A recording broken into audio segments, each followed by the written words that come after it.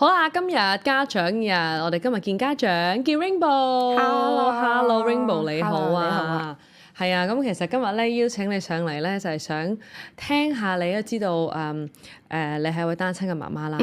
咁都好想知道其實喺呢個角色裏邊喺屋企當其時點樣去同啲小朋友去處理佢哋嘅情緒啦，各樣嘢，即係一定係go through咗好多嘢。可唔可以講下其實當其時，我諗都係10年前有嘛？應該係等我諗下先啦，回想下先，冇咁耐嘅。我諗可能係19年嘅時候，係啊，即係可能7年零8年嘅時間，係啊。咁嗰陣時其實點樣去同小朋友開口去講呢樣嘢咧？其實咧一開頭咧都未諗住講住先嘅，係因為都有覺得因為你離婚唔係一開頭就可以即係一個決定，跟住你就已經實行到嘛，一定係來來回回啊，咁跟住可能個過程要經歷好耐先至離到婚。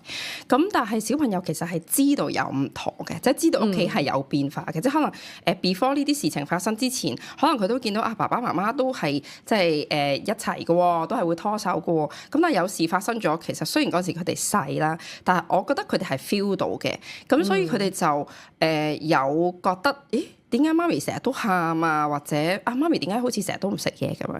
咁跟住之後就覺得去到後期啦，其實都差唔多真係即係點講？真係維持唔到落去啦個關係。咁跟住就決定要同小朋友講。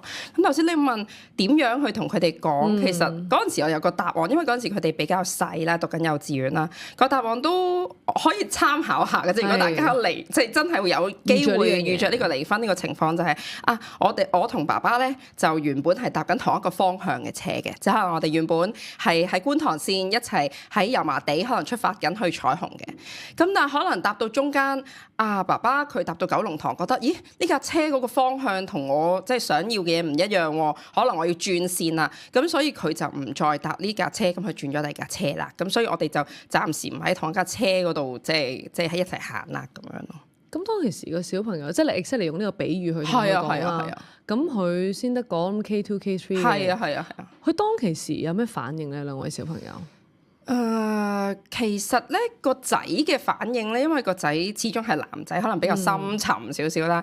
佢知道有嘢，但係佢就唔想我哋擔心。咁返學校咧，其實學校都知道我哋係經歷緊呢啲事情嘅。咁校長就有問佢啦：明約你點啊？咁樣啦。咁佢反應咧當時係令我有啲擔心嘅，係因為佢係明明係笑嘅，即係4萬咁口嘅。咁咧跟住之後話。我冇嘢啊，好啊咁啦。咁好彩嗰陣時幼稚園就有社工姑娘，咁就可以 follow up 佢即係呢個情緒，即係接住佢呢個嘅情緒啦。咁啊係啦。咁跟住妹妹嗰陣時得好細嘅啫，都係得 K1 K2 咁樣嘅年紀啦。佢就講得出多啲嘅，佢就會話我個心好似碎咗咁樣咯。咁係啊。咁你聽到之後點啊？係啊，即係我哋以前成日都3個一齊瞓嘅，即係如果即係有冇應該話平時有事冇事都可能會一齊瞓啦，因為始終仲係細啊嘛。咁跟住之後聽到都哇啲眼淚係即係咁樣滴落嚟咁，即係又覺得佢好似好懂事，但係又好似其實佢哋超出咗佢哋應該嗰個年紀負荷到嘅一啲事情。係啊。咁當其時係淨係你會去做呢樣嘢去梳理小朋友嘅情緒啦，咁前夫有冇作出任何嘅舉動去交代呢樣嘢嘅同小朋友，定係淨係你啊？我諗應該係淨係我為多，係啊，因為可能發生事情即係呢件事嘅時候，佢同佢哋嘅接觸本身即係一齊嘅接觸都唔算話好多嘅，咁多數係我去即係處理小朋友嘅日常嘅嘢啊咁咯。咁你有冇好 show 到將你嘅情緒喺個小朋友面前去show 俾佢聽啊？其實媽媽 go through 緊一個好唔開心嘅嘢，定係你都硬忍住繼續做擔起呢個即係一家之主啦，變咗做嘅角色啦？咁嗰時點處理咧？我覺得係有啲矛盾嘅，因為一方面其實我面對呢件事，我係好傷心啦，好軟弱啦，咁咧我就成日都好眼瞓，即係我個解決辦法就係成日都去瞓覺。係啦，咁咧跟住之後就成日都覺得好攰啦，好眼瞓啦，跟住但係冇辦法就係、又係要照顧住小朋友，因為當時係冇工人姐姐嘅，都係自己湊。咁跟住之後，佢哋呢個年紀始終都係會話：啊媽媽，你不如講故事俾我聽啦，你陪我玩啦咁樣啦。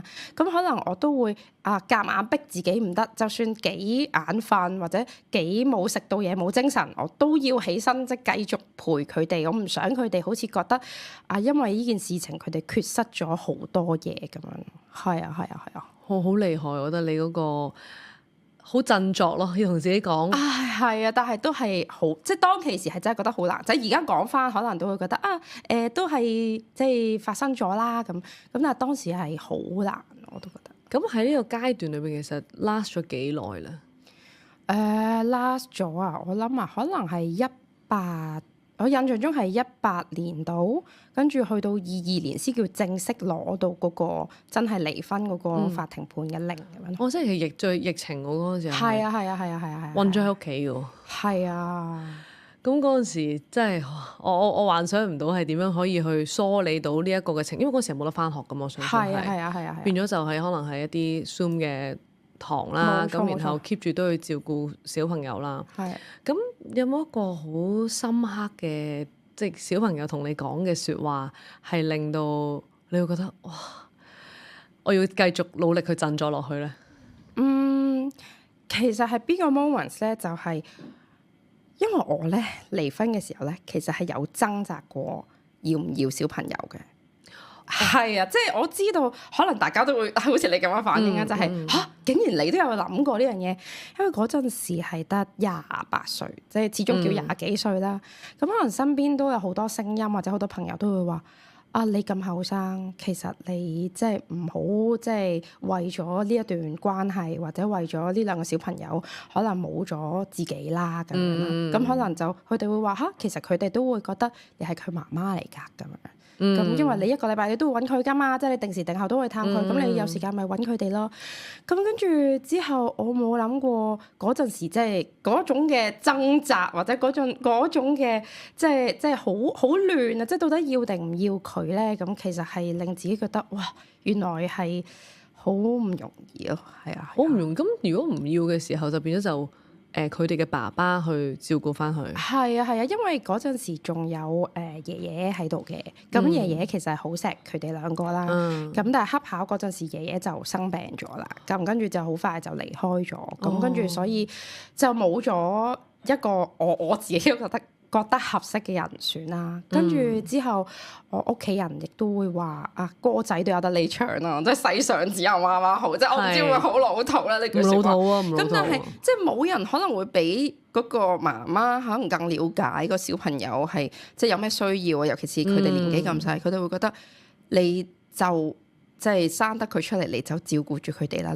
你就承擔呢個責任，你係咯，去啦，你得㗎啦咁樣咯。咁我 keep 住嗰陣時有冇譬如可能揾啲社工啊，或者其他嘅人士去幫你啊？有啊，其實未去到咁差嘅階段嘅時候咧，我哋係有揾過輔導員嘅。咁但係輔導員嘅作用喺嗰個位幫助唔係好大。即係佢甚至乎講咗一啲我都覺得令我唔係好接受到嘅嘢，例如佢話如果咁樣嘅話，不如你接受即係幾個人一齊嘅關係得唔得咧？咁我話我真係唔得喎咁啊！即係我個人比較直接啲啦，我就覺得呢個輔導員可能佢未必即係可以幫到手啦咁樣啦。咁跟住後來咧就識咗即係話佢就 refer 咗我哋去揾一個心理學家啦。咁直到而家咧，我都仲有見佢嘅咁樣。係啊咁樣。咁其實喺嗰個階段嘅時候，即係除咗一開頭去即係知道啦，呢件小朋友知道呢件事啦，開口同佢講啦，用嗰個比喻嘅方式去同佢哋去又唔可以話分析嘅 announce 呢件事啦。咁其實都需要小朋友都需要時間去適應噶嘛。咁佢哋又點樣去？即係你點樣同佢哋一齊去面對呢個事情咧？其實因為咧，其實我唔知大家知唔知，坊間係有啲機構咧係專門俾單親嘅即係家庭咧去參加一啲活動啊，或者係即係搞一啲嘅workshop，咁跟住之後就等啲小朋友可以梳理下自己嘅情緒，咁媽媽或者爸爸都一樣係啦。咁跟住我記得嗰時正值疫情啊，咁咧冇辦法，嗰啲咁嘅 workshop 咧都係有一啲係要 zoom 住咁樣上嘅，有一個都幾得意嘅，佢就係叫啲小朋友咧，佢就有本書啦，咁但係入邊咧就要佢哋自己填一啲嘢，畫一啲嘢嘅，咁跟住之後就去講一啲自己嘅感受啊，或者講一啲自己最深刻嘅一啲畫面啊，跟住之後形容下自己啊咁樣啦。咁嗰本書咧即係封面都係自己畫嘅，咁我即係白紙嚟㗎啦嘛。有冇白得晒？有少少問題嘅，但係佢就會有啲社工姑娘同佢街住佢一齊去畫嘅，係啦，畫自己將自己心入邊嘅嘢畫出嚟咁樣啦。咁嗰兩本嘢其實我都仲有 keep 喺度嘅，係啊，即係所以我就覺得如果經歷緊呢件事嘅即係朋友仔啦，如果真係嘅話，其實係可以尋求呢啲協助，因為我頭先咪話，即係雖然正值疫情嘅時候有啲係 Zoom 嘅，有啲咧就係親身即係有得去 centre 嗰度一齊參加活動嘅。咁然後我唔知啊，即係我細個咧就會覺得哇，離婚啲小朋友一定好慘啦，一定好容易學壞啦，好可憐啊，即係會有啲咁嘅感覺噶嘛。咁咧點知咧佢哋可能一齊去參加活動嘅，其實都係即係呢個情況嘅小朋友啦。反而我就見到佢哋好似有種同聲同氣，或者知道大家都係差唔多處境，跟住我個仔同女仲走去照顧翻嗰個小朋友，同佢講唔使驚啊，你媽咪就嚟接你放學㗎啦，你等多一陣。咁跟住佢就會同我 share 上堂嘅事情，即係令佢覺得其實爸爸媽媽真係要分開啦，唔係真係好大件事。其實有啲嘢都依然會 keep 喺度，咁令到佢哋個安全感會好啲咯。我覺得係啊。咁你記唔記得佢嗰本書係畫咗啲咩，或者寫咗啲咩啊？我印象中係個封面係全家福嚟嘅，但係好似係總之有啲係拖住手，有啲係冇拖住手咁樣啦。咁跟住入邊有講自己咩最中意啲咩嘅活動啊，最中意咩樂器嘅。咁嗰陣時佢哋係幼稚園噶嘛，咁所以畫啲嘢都幾有趣嘅，係啊。同埋佢會有啲話叫你形容一啲你最傷心，即係你有冇一啲最傷心或者令你失望嘅事情啊咁樣。咁你當初睇翻，你唔會覺得哇咁係好似揭咗佢個傷疤出嚟咩？即係叫佢寫啲最傷心，即係要佢好面對呢件事喎。係嘅，但係因為我都有同心理學家一路 keep 住見噶嘛，我覺得有啲嘢不能夠完全係唔理佢唔提就係冇事，即係可能你有啲似你受咗傷啦，咁你可能唔理佢漚住，其實可能佢都會好似好返咗。咁但係內裏到底係點樣，或者即係佢合返埋係咪個傷口真係靚咧，或者佢真係咪冇事咧？其實冇人知，反而可能你真係好點講咧，認真去處理佢啊，或者你真係敞開心扉咁樣去同佢傾，可能佢會即係好啲咯，會好過啲咯。我覺得咁除咗譬如話見一啲心理學家或者社工之外，你有冇用一啲自己額外嘅方法去令到自己嘅情緒，或者學你話齋唔逃避，我好好咁面對？有啊，我瘋狂睇書咯。係啊，因為我咪同你講我係咁瞓覺嘅。其實邊度瞓得着啊？即係可能只係躺喺個床上面躺平，就覺得我唔想諗任何嘢，或者就好想打電話揾人同我傾訴，即係我心入邊嘅唔開心啊，或者好驚自己一靜落嚟就會亂諗嘢啦。咁我就睇書咯。咁我就睇好多書係講可能大家即係婚姻關係嘅書啊，或者係講一啲點樣去點樣疏導情緒啊嘅一啲短文咁樣，咁跟住之後就令自己覺得好過啲咁樣。有冇邊本書你係好推介嘅？我已經似乎將嗰段記憶即係淡忘咗好多。唔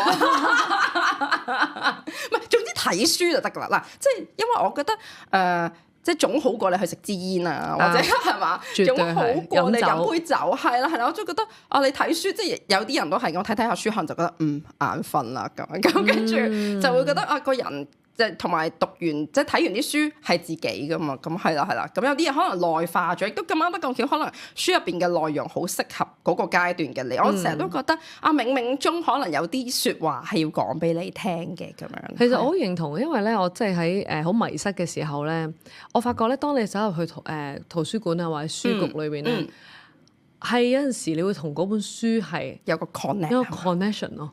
咁我好記得我唔開心嘅時候咧，好迷失嘅，我就睇一本書，令到而家我都好推介，係叫做一切都係最好嘅安排。冇錯。嗰本書係好 click 到我。我諗就係好似你所講嘅，就係有啲嘢喺嗰個階段裏邊就係好 click 到你嗰個嘅 moment 咯。係，如果你咁樣講咧，我突然間個腦閃過就係嗰本書唔係我自己揾嘅，係心理學家推介我睇嘅，即係我嗰陣時見咗佢頭幾次嘅啫。咁佢就話不如你睇一本書啊，叫《小王子》。即係呢本書都好即係好出名啦，咁大家都知啊。咁但係你冇足夠嘅歷練去睇咧，其實你係有少少唔知佢講乜嘢嘅。咁跟住可能喺你好需要安靜啊，或者好需要好深層咁嘅思考嘅時候咧，睇呢本書我就覺得好似有好多得着喎咁樣咯。係啊，不過睇書係真係可以好點講咧？好療癒啊！係，同埋真係你睇到嘅嘢就真係入咗自己嘅腦度，rather than 真係做一啲即係對傷害自己嘅身體啊各樣，或者聽歌，其實我都幾推介去聽，即係自己一個去聽歌嘅。同埋或者好似你咁做運動咯。即係我覺得係啊，係真係，即係嗰時候都有嘗試下去做運動，即係可能真係有攝到時間嘅，可能試下真係去 gym room 跑個步咁樣，即係可能只係做幾下，即係我能夠做到嘅運動咁，跟住之後沖個涼，其實個人係好啲嘅。係啊。咁之後你點樣去 plan 啊？即係去 plan 我做埋爸爸呢個角色，你點樣去計劃呢樣嘢咧？嗰陣時咁嘅，咁當時咧我知道我真係要分開啦。咁我頭先提過我係全職媽咪嚟噶嘛。我當時第一刻就係諗如果我有咩頭暈身㷫，咁我揾邊個幫手咧？咁我就即刻提出就係唔緊要，我呢個情況之下無論如何，我而家要請一個姐姐先。因為我怕萬一我身體真係冧啦，或者我真係唔舒服嘅時候，我起碼有一個人係知道要點樣幫我手，或者起碼知道屋企個運作係點樣嘅。咁跟住第二樣嘢就係我哋就即刻係安排傾點樣去傾嗰啲贍養費啊，或者之後啲住屋啊各樣安排。因為我覺得呢樣嘢可能係一個 secure，即係可能去保障翻大家小朋友即都好驚好擔心。爸爸如果唔係同我哋一齊住，咁我哋點啊？我哋住邊啊？或者會發生咩事啊？咁所以當時我哋就約去調解員，我記得就去傾我哋應該點樣去分配，即係可能大家共同擁有嘅嘢啊嗰啲咁樣咯。咁跟住 end up 最後就係我記得。先至係再處理情緒上面嘅嘢。即係反而處理咗啲比較實際啲，搞掂好晒啲工人姐姐啊、錢銀上面嘅嘢。係啊，都係嘅，因為一開頭其實幼稚園都要俾一啲錢噶嘛，即係跟住之後先免費教育。準備要升小學啦嘛，又咁跟住之後嗰啲嘢可能你就如果你錢上面或者諗法上面好唔一致嘅話，其實你唔傾到得咧，其實個小朋友係好難安排上去嘅。係啊，因為我有聽過有啲朋友本身係做社工，佢都有同我分享就係有啲家庭啦，想即係爸爸媽媽想分開啦，咁但係因為錢銀上嘅嘢安排小朋友嘅嘢上面不能夠達成一個共識啊，直到個小朋友可能係18歲啦，佢都未能分開，我覺得哇，我想像唔到個畫面，即係幾咁難受咯。係啊。哇！我諗雙方其實都好係一個好尷尬，同埋佢個小朋友會好慘咯。係啊，其實好冇安全感。我覺得喺呢個情況之下，小朋友要有安全感都係好緊要噶。係啊，因為就算我知道我哋唔再一齊住啦，咁但係之後我哋會點？其實當時我都有講俾佢哋聽。我頭先講漏咗，其實小朋友咧都有啲關於爸爸媽媽要分開嘅繪本嘅，即係啲書都有講。因為而家可能呢個情況點講咧，常見咗啊，係啊，同埋都有好多唔同嘅家庭狀況，即係或者家庭嘅組合出現。咁所以咧又多咗呢一類型嘅書本，即係反而用古仔去同佢哋講，又係一個好嘅方法咯。同埋特別係細個啲嘅小朋友啦，佢哋都會去睇繪本，即係我都成日用呢個方法咧對住即係係我自己個小朋友，令到佢比較形象化啲去明白嗰件事發生緊啲咩。係，同埋客觀啲咯，即係嗰本書個主角係另外一個人，即係我有個朋友咧，我有個 friend 咧，即係可能自己就可以佢令到佢客觀啲去睇到成件事啊，個畫面唔係真係淨係你嗰個角度嘅喎，咁樣。係啊係啊係啊。咁如果啲人可能個媽媽問你吓，但係你而家咁講嘅話，會唔會係即係我要妥協佢俾我傾嗰個贍養費咧？如果傾唔掂嘅話，就永遠真係其實都唔係一次就傾得掂㗎。其實嗰陣時我哋都來來回回都傾咗，可能因為有疫情，我記得係傾咗幾多次，起碼都傾咗5-6次嘅。咁跟住每一次去之前咧，我都係喺嗰個早半個鐘去到啦，喺門口嗰度踱步啦，踱嚟踱去啦，即係覺得未 comfort 到自己嘅情緒啊。咁跟住之後覺得唔可以，你唔可以去好感性咁去傾呢件事，因為已經係講到啲好安排上嘅嘢，你要好理性。咁跟住之後就嗰半個鐘係來來回回咁喺度好唔開心咁樣啦。咁跟住之後真係入去啦。咁跟住傾，其實開頭都未傾得完全地達到共識嘅。咁跟住，但係後尾就大家都講咗自己想點樣啦，同埋大家對小朋友嘅安排上有咩諗法啦。咁調解員就盡量去安排，即係睇下點樣大家可以即係一致到咯。因為如果調解員搞唔掂咧，去到要揾律師啊，打官司係你要打官司都幾麻煩。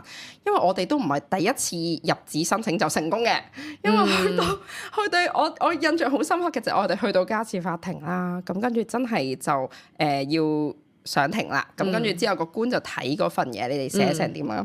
佢睇完之後，我唔收貨喎，即係你哋講得啲嘢都唔清唔楚。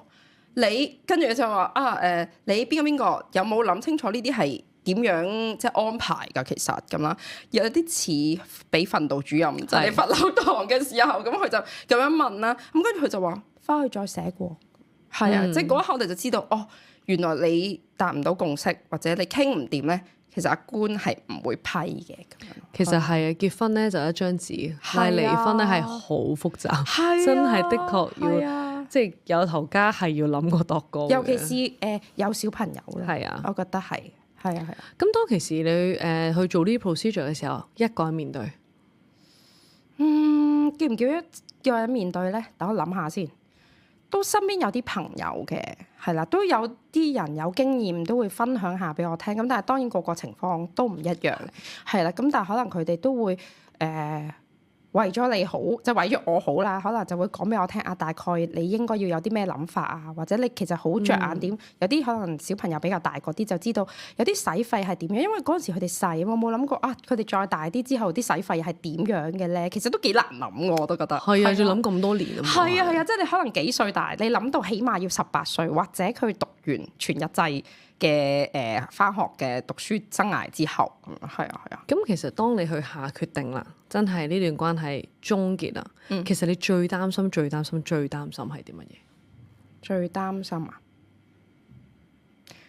好似我頭先同你講就係，唔知係咪細個睇得劇集多，即係覺得離婚就係即係一個叫做好失敗嘅 label 咁，即係覺得哇肯定好慘啊！啲小朋友就好易學壞啦，或者啲小朋友就好快就會同人哋組織家庭啦，因為屋企缺乏愛啦咁。我嗰陣時係有擔心過呢樣嘢，因為從來都冇諗過呢件事其實發生喺自己身上。咁所以嗰陣時擔心自己覺得好似好失敗啊，咁即係好驚呢樣嘢啦。咁跟住另外就係覺得好擔心小朋友唔知嗰個成長會有咩影響咧，咁樣。係啊。咁而家都過咗7年8年啦。係啊。有冇後悔過呢個選擇？冇。係冇。係因為點講咧？我曾經都以為，或者身邊啲朋友都有咁嘅情況嘅話，佢哋都話捱下啦，捱到小朋友大先至即係做呢個決定啦，或者忍下咪得咯。係啊。我都以為自己會忍到嘅，但係我真係嗰啲唔引導嘅人嚟嘅，同埋我就會覺得，哇！我喺咁嘅情況之下，我又點能夠有一個開心嘅情緒或者一個平靜嘅情緒去處理小朋友日常嘅嘢咧？咁我覺得係一個解脫咯，係啊，我諗對大家都係啊，係啊，即係到個關係你意思係啊，即係對小朋友係啦，對前夫都係啦，係啊，因為其實小朋友冇話佢細，我覺得佢哋係知道發生咩事嘅，咁我有啲朋友屋企可能都係爸爸媽媽，其實應該都係性格唔夾，要分開噶啦。咁但係依然都冇分開到。咁咧每日都喺度打又鬧咁啦，即係可能3日一小吵，5日一大吵咁啦。咁個小朋友都有長大到嘅，咁但係最後個小朋友就會覺得，唉，其實你哋咁樣，不如唔好一齊好過咯。即係甚至乎有啲爸爸或者媽媽同個小朋友講就係，如果唔係因為你啊，我晨早同佢離咗婚啦，咁但係嗰個小朋友可能其實呢句説話對佢哋嚟講好創傷啊，係同埋都幾好唔公平啊！呢句説話係啊，因為佢冇即係嗰個小朋友係冇得選擇，佢嚟唔嚟呢個世界上面噶嘛，係你哋兩公婆去選擇即係帶呢個生命嚟到嘅。咁你咁樣同佢講，好似嗰個罪名或者嗰個唔開心係個源頭就係佢開始。咁呢個係嗰個小朋友一個成長啊，或者長大咗一個枷鎖咯，係啊，就等同於一個説話，就係我好記得成日聽啲長輩都會講，或者出邊有時喺街都聽到講，就係如果唔係你，我使乜咁辛苦揾錢啊？係啊。呢句説話都係我係好深刻，係喺一啲上一輩啦，或者係喺街上面我聽過，我覺得哇！好慘啫，其實小朋友聽到呢一句嘅説話，嗰個負擔好重，即係呢句説話係太重啦，係啊，即係令到個小朋友根本就覺得，哇！咁我嘅存在豈不是係即係令你唔開心嘅源頭咧？咁樣，係啊，所以就係咁。咁你嗰陣時喺一開頭嘅階段有冇曾經諗過自殺啊？冇啊！我嗰陣時咧仲喺度講啦，話我咧一定要即係好努力咁樣生存落去啦，然後我仲祝福前夫，你一定要即係飛黃騰達，身體健康，長命百歲。喂，嘅原因係嗱，其實我覺得我都要多謝前夫嘅呢個位，都要俾翻個 credit 佢嘅，因為佢其實由我哋分開到而家，都 keep 住好穩定地即係提供佢應承咗嘅嘢俾我哋啦。咁跟住之後所以我當時知道，如果唔係我去湊呢兩個小朋友，可能就冇即係我諗唔到有其他人更加即係勝任或者適合到呢個角色。咁所以我都覺得我要努力去湊大佢哋兩個嘅。咁跟住之後咁嗰個位就係諗如果我要出嚟做嘢，其實都難搞噶喎。咁我話交俾邊個咧？咁好彩我哋分開咗，我都唔需要即係出嚟做嘢，咁就繼續照顧住佢哋。咁即係佢就可以承擔晒，即係佢個收入好重要。係啊，所以我都覺得即係如果經歷緊呢個情況嘅媽媽，即係好似我咁諗，其實都即係不失為一個即係點講啊？我諗雖然分開啫，咁但係呢個位就你好我好，咁佢就負翻佢即係可能經濟上嘅責任，咁我就喺管教上咁樣就出多啲力咁樣咯。咁而家小朋友有冇即係過去呢幾年有冇即係 keep 住都同爸爸有 contact 會見面咁樣啊？會嘅，佢哋其實會 keep 住1個禮拜見一次嘅。咁跟住有陣時當然考試或者有咩活動咁可能就嗰個禮拜就見唔到，咁但係平均應該都係一兩個禮拜會見一次咁樣咯。係啊。咁佢哋多數見嘅時候係會去玩啦，唔會去做功課噶啦，我相信。唔會啦，食餐飯咯。係啊，或者去嗰啲乜乜樂園咁樣，跟住就玩下打下機咁樣咯。係啊。咁喺呢個階段，即係過去呢幾，佢而家即係大個咗啦，升中學啦嘛，係咪？佢哋再即係喺細啲嘅時候，過去幾年有冇曾經佢哋同你講過點解係咁嘅？唔可以喺翻埋一齊嘅？佢哋有冇咁樣問過嘅？我諗係因為佢觀察得到媽媽係比嗰陣時開心嘅，即係佢係即係 feel 到嘅。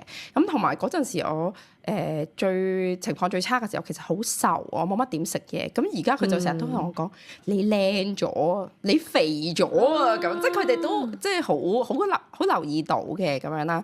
咁跟住佢哋都知道你哋兩個唔適合，係啦咁樣咯。咁所以佢哋就冇咁樣講過。但係我記得印象有啲深刻咧，就係我曾經有同個女傾到拍拖啊，或者中意人啊呢回事嘅時候咧。佢咧就講嘢比較直接啲嘅，我諗有啲似我咯。佢真係一路喺度食嘢，一路喺度傾嘅時候，佢就話：唉，我真係唔明㗎，我話唔明啲乜嘢啊咁咯。跟住佢話：點解你揀個即係爸爸係揀依個啫？你揀即係你揀好啲得唔得？即係你揀個即係可能又照顧到我哋嘅，即係又錫我哋，又可以同到你一齊嘅。你揀個好啲得唔得啫？我話嚇。嗰陣時我都年青，真係嗰陣時就覺得已經係比較好嘅選擇嚟嘅咯，即係最好嘅選擇嚟嘅咯。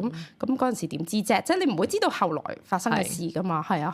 但我又因為呢樣嘢去同心理學家傾，即係我係流眼淚。其實我係覺得好心痛佢知道即係屋企發生變化係，即係佢會覺得你應該係。預計到㗎嘛，咁樣即係，但係我就即係咯，咁後尾我又要同佢解釋翻咯。嗰陣時真係唔知啊，係啊，好細個咋係咪小朋友嗰陣時？都讀緊小學㗎啦，即係讀緊可能一年唔係我都唔細㗎，諗下先，可能係3年班4年班嘅事啊，係啊。咁有冇即係佢係細個嘅時候會唔會話？因為你知好多嗰啲秋季旅行啊，各樣嘢啦，咁啲同學仔總會問你爸爸咧咁你點樣去同佢哋去處理呢啲嘅話題咧？通常都係我帶佢哋兩個去嘅。咁即係細個嘅時候咧，可能佢哋都慣咗爸爸未必即係成日出席到嘅，因為佢爸爸都要返夜晚咁，有陣時可能都出席唔到，所以其實佢哋都慣。即係啲同學仔因為多數都係啲因為我見幼稚園咧都有啲同學會問：哎呀，點解你爸爸唔嚟嘅，或者你媽媽唔嚟嘅咁樣？唔知係咪而家即係有好多唔同情況，所以啲學生好似又冇特登再問。係啊，反而有一個幾有趣嘅，即係其實我仔已經上到中學㗎啦嘛。咁跟住佢都有問：你阿爸係即係做咩㗎？咁可能佢話我爸係做醫生㗎咁啦。咁但係咧，佢有一次同學仔嚟我哋屋企度玩啦。咁跟住佢就話：嗰個係你爸爸咁樣啦。因為我即係而家係有拍拖嘅。咁跟住之後佢就話佢係整音樂嘅，即係佢係做音樂嘢嘅咁啦。跟住嗰個同學咁啊，你媽咪出軌咁啊？跟住。因為佢有講過其實我算唔算有2個爸爸咧，都可以咁講嘅，即係一個做醫生嘅，另一個就係做音樂嘅咯。跟住個同學個反應笑到我咧，跟住後尾佢話唔係啊，佢話我爸爸媽媽分開咗，咁嗰個係我媽咪嘅男朋友咁。咁嗰陣時你有呢個男朋友嘅時候，點樣同小朋友？因為都難㗎嘛，我見到我有啲朋友嘅關係上邊，其實都會係出現呢一個情況嘅。其實點樣可以容易啲接合咧喺呢個位置，或者一個家庭點樣去融合到咧？我覺得有個好彩嘅點係我男朋友自己本身係冇小朋友嘅。係啊，因為我都覺得係真係難嘅。跟住同埋佢本身係做啲雖然話做音樂，但係佢都會有啲教小朋友嘅嘢，佢都知道點樣同小朋友相處嘅。因為如果好似我咁嘅情況，要即係一個男朋友可能要配一個好似我咁單親媽媽帶住2個小朋友，其實要咁樣嘅組合而組合得到咧，其實係真係唔容易。除非你話唔係喎，我1個禮拜只係見1次小朋友嘅啫，咁其實可能佢未必需要即係咁同啲小朋友真係咁 close 嘅。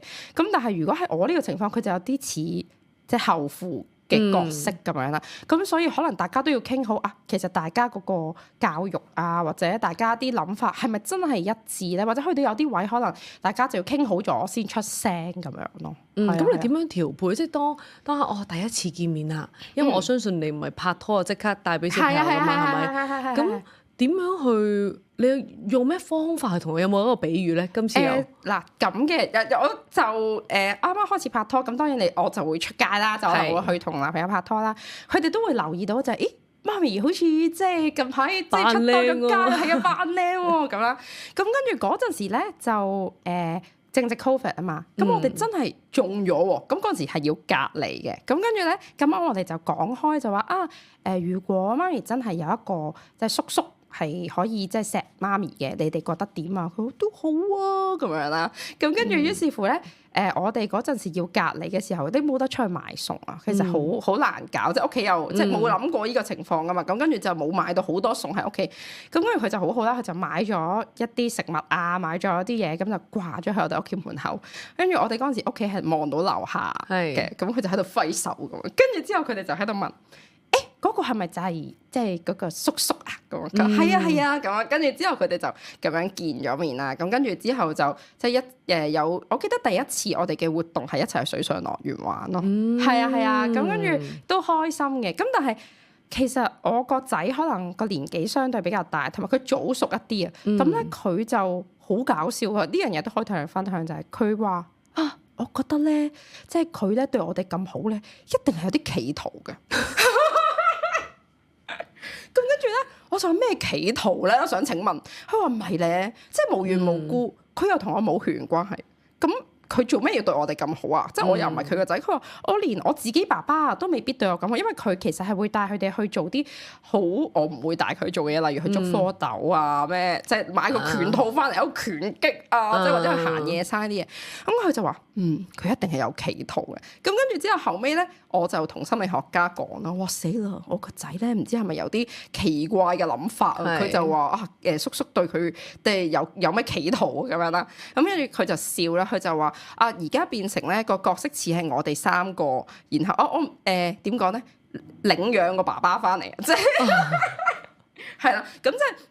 因為你領養一個人或者領養一個小朋友，其實咧佢同佢冇血緣關係噶嘛，咁但係你都會好愛佢，或者你始終你相處過，你會有感情，咁所以而家變成咧佢嘅角色就好似我哋領養咗一個爸爸喺我哋嘅屋企咁樣咯，係啊。咁係咪長期都係俾人恰㗎喺度？會唔會㗎？都唔係㗎，都唔係佢都點講咧？需要鹽嘅時候佢都鹽嘅，係啊，即係都會食得住兩個小朋友。係因為佢嘅身形係比較即係大份少少啦。咁我個仔咧好笑㗎，佢成日都話媽咪你好天真㗎，即係佢就覺得我好容易就氹到啊，或者好容易就即係啲嘢就過咗去。即係我可能我有脾氣，可能我發完咁佢就知道。風暴已經過去啦，又可以同媽咪喺度談笑風生啦咁啊，咁但係可能我男朋友就年紀比較即係年長一啲啦，咁可能佢就會睇穿咗呢個小朋友即係你咧，肯定係知道媽咪鬥氣過咗啦，咁可能佢就會同佢點講咧，同佢傾翻，即係我哋成日都開啲家庭會議，係我男朋友話要陣間開會嚇，咁樣跟住之後咁我哋就食飯啊，或者食住嘢就喺度傾，即係可能發生咗啲咩事啊咁樣咯。因為其實因為正值開始準備踏入青春期啦嘛，咁變咗其實我覺得開呢個家庭會議都幾好呢個方法，即係好過就咁鬧啊嘛。係，都係嘅，同埋可能佢比較知道男仔嗰個成長嘅模式係點樣啊，因為我始終係即係女性啦，我可能湊出嚟嘅小朋友，即係我都唔知男仔係點樣長大嘅，我只係用我嘅方式去湊佢啦。咁但係佢會覺得男仔應該要有嘅勇敢啊，或者男仔應該要有嘅即係嘅點講叫做有骨氣啊、有志氣啊，知道自己有咩諗法嗰啲係應該要講出嚟。同埋佢都有教，即係唔單止教啲小朋友嘅，我覺得都教到我就係原來所有嘅關係都需要溝通。係啊，即係無論可能係講好嘅嘢，即係好嘅嘢，大家當然開心啦，即係開心嘢，大家開心 share 梗係冇問題嘅。咁但係可能有啲嘢係好醜陋嘅，或者有啲嘢係好尷尬嘅，都應該要講咯。但係我哋就好努力，而家就教緊個仔，即係要都要呈現呢方面俾我哋睇，因為我覺得佢有啲似我，即係有啲報喜不報憂㗎。係啊。即係容易㗎，係，反而女就好叻嘅，即係佢會寫張紙仔，即係可能我今日咧唔小心欠咗功課，咁跟住寫張紙仔就擺喺個枕頭嗰度嚇。嗱，你陣間睇下咁樣。係啊，我好醒喎呢一招。係啊，仔就可能係啦，最後俾人發現咗咧先話係啊，其實即係唔記得咗做咁樣。係，都會有咁嘅情況。咁你其實應該都可以話係，其實而家現有嘅男朋友啦，都可以話交託咗一個責任俾佢啦，就係話俾佢聽，其實你有責任協助埋仔仔係 father figures 嗰個角色裏邊咯。係因為我當初呢樣嘢係有擔心嘅，即係。因為我知道男仔嘅成長路上面咧，其實係好需要一啲嘅榜樣，話俾佢聽啊，一個男性應該係長大咗係點樣嘅模樣啦。咁跟住之後，所以佢嘅角色，我覺得係榜樣，話俾佢聽啊，應該邊啲位係點做嘅咧？如佢生日禮物咧，好搞笑噶。我男朋友係送電筒俾佢啦，跟住送瑞士軍刀俾佢啦，即係嗰啲可以出嚟嗰啲。咁其實係做咩回事咧？佢就會同佢講話嗱，我而家咧，我記得第一份生日禮物係送咗個電筒俾佢嘅，咁就同佢講嗱，如果咧第時即係夜晚要出去啊，或者翻嚟嘅時候咧，你條路好黑咧，你記住帶住一個電筒。佢仲同呢個電筒改咗一個名，係啊，即係佢哋兩個商量嘅一齊，就嗰個電筒我仲記得叫做阿救啊，即係救命嗰個救咁啦。佢話嗱，你就帶住阿救咁咧，跟住之後你就可以保護到媽咪，保護到妹妹，又可以保護到你自己，即係起碼唔會跌親啦咁樣咯。係啊，所以我就覺得佢。當初同我一齊時候，我諗冇諗過佢會進入呢個角色嘅，因為佢自己本身從來冇諗過要有小朋友。咁但係佢就會覺得同咗我一齊之後，咁我唔知叫唔叫做迫於無奈，即係氹咗人哋落搭咁啦。咁跟住之後，佢就同我哋咁樣相處完之後，佢就發覺其實佢真係喺呢個角色入邊啦。咁跟住我都有同心理學家講，其實佢都有埋怨過，就係我哋少咗好多兩個人相處嘅時間。咁但係心理學家就有同我講咯，佢話你就試下同佢又分享下，即係大家原來4個人一齊，即係一個 family 一齊嗰種開心，又同你2個人一齊相處，可能又唔一樣咁。係啊，咁會唔會再去組織一個家庭啊？即係再生小朋友？係啊。唔會，應該唔會。一來我頭先有講啦，佢年紀即係大，我都即係有翻咁上下年紀啦。咁跟住之後，佢好怕嘈嘅，咁所以佢就覺得再要湊一個好細嘅 BB，可能都未必即係能夠負荷得到。同埋我覺得客觀地講就係。而家嗰個小朋友要讀書啊，學業上嘅嘢係嚴峻一啲嘅，即係我覺得個環境唔同咗喎，係啊係，咁所以佢就會覺得太多未知數，咁所以佢就覺得因為我啱啱同佢拍拖冇幾耐，我都有同佢講不如你即係你有冇諗過要生小朋友啊？我仲生到喎咁咯，咁但係佢話唔使啦。